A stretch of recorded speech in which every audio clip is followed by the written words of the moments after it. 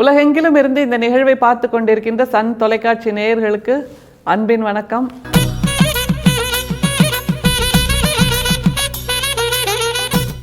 தமிழ் சித்தர் பாடல்கள் வரிசையில் வள்ளல் பெருமானோடு பயணித்துக் கொண்டிருக்கிறோம். இன்றைக்கு அவருடைய பாடல். பொதுவாக வள்ளல் பெருமான் தன்னை வணங்குவதை, பிறர் தன்னை வணங்குவதை விரும்பாதவர் அப்படிங்கிறது நம்ம புரிந்து கொள்ள வேண்டிய ஒரு விஷயம். அவர் திரும்ப திரும்ப பல உரைகளில் சொல்கிறார், பல பத்திகளில் சொல்கிறார், பல பாடல்களிலும் சொல்கிறார். என்ன அப்படின்னா, என்னை இறையாக வணங்குவதை நீங்கள் செய்ய வேண்டாம் அப்படிங்கிறது தான்.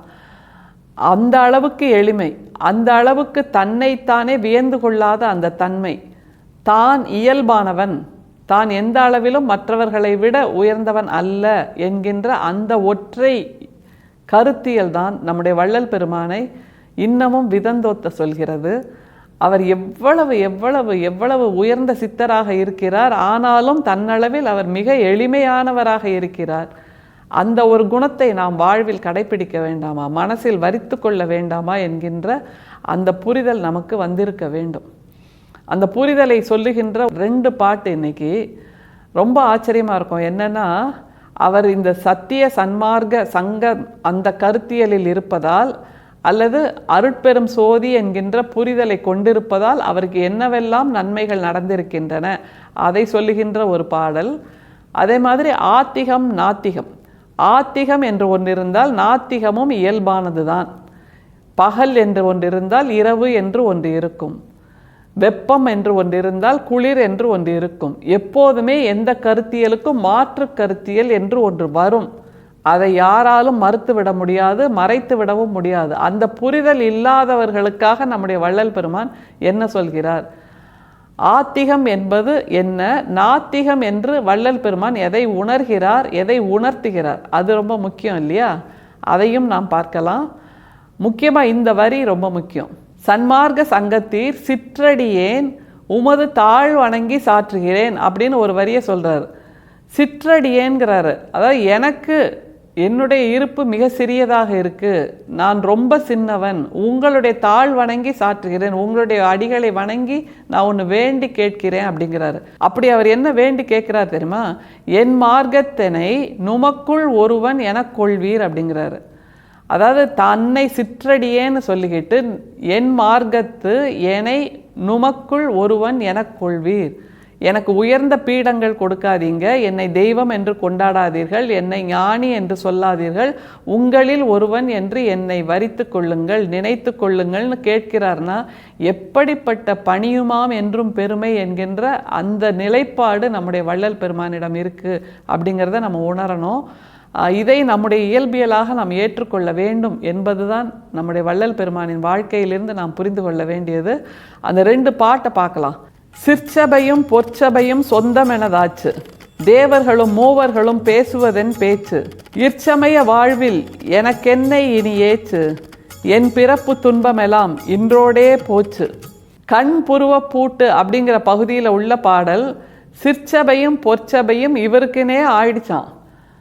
அப்படின்னா நமக்கு நல்லா தெரியும், வள்ளல் பெருமான் நடராஜர் வீற்றிருக்கின்ற அந்த தில்லை அம்பதிக்குள் வரக்கூடாது என்று தடுக்கப்பட்டவர்.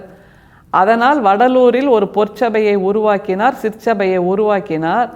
இப்போ அவர் சொல்றாரு, சிற்சபையும் பொற்சபையும் எனக்கென்றே ஆச்சு அப்படிங்கிறார்னா அவரே உருவாக்கி இருக்கிறார். ஒரு பிசிக்கலாக உருவாக்கப்பட்ட அந்த ஊரை மட்டும் சொல்லவில்லை.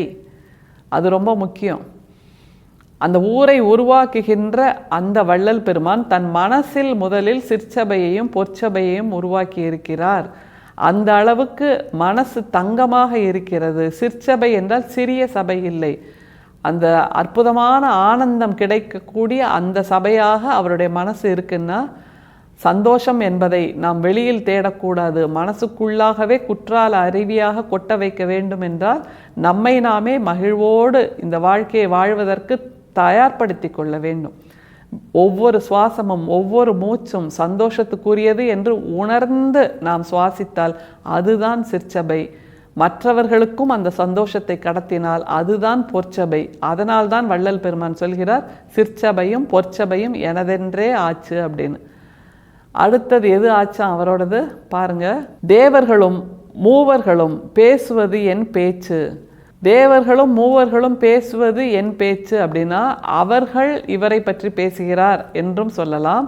அல்லது நம்முடைய வள்ளல் பெருமான் தேவர்களையும் மூவர்களையும் பற்றி பேசுகிறார் அப்படின்னு எடுத்துக்கலாம். அதில் எது முக்கியம் அப்படின்னா, தேவர்கள் மூவர்கள் எல்லாம் பூமியில் கிடையாது, அவர்கள்லாம் தேவலோகத்தில் இருக்காங்க, அவர்கள்லாம் தெய்வ பிறவிகள் அப்படின்னு நம்ம நினச்சிட்டு இருக்கோம் கதைகளை கேட்டதனால். ஆனால் இல்லை, வள்ளல் பெருமான் சொல்றார், நம்மை நாமே அப்படி உருவாக்கி கொள்ள வேண்டும்.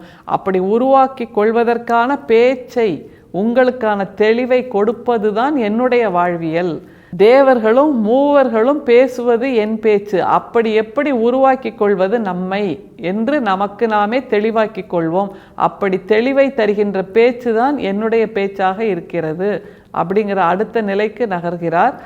அப்புறம் என்ன சொல்றார் பாருங்க, இற்சமய வாழ்வில் எனக்கென்னை இனி ஏச்சு. இப்போ புரிஞ்சு போச்சா? பொற்சபை சிற்சபை எல்லாமே அவருக்கு சொந்தமாயாச்சு. தேவர்கள் மூவர்கள் இவர்களை தன் மனதுக்குள் உருவாக்கி கொண்டார்.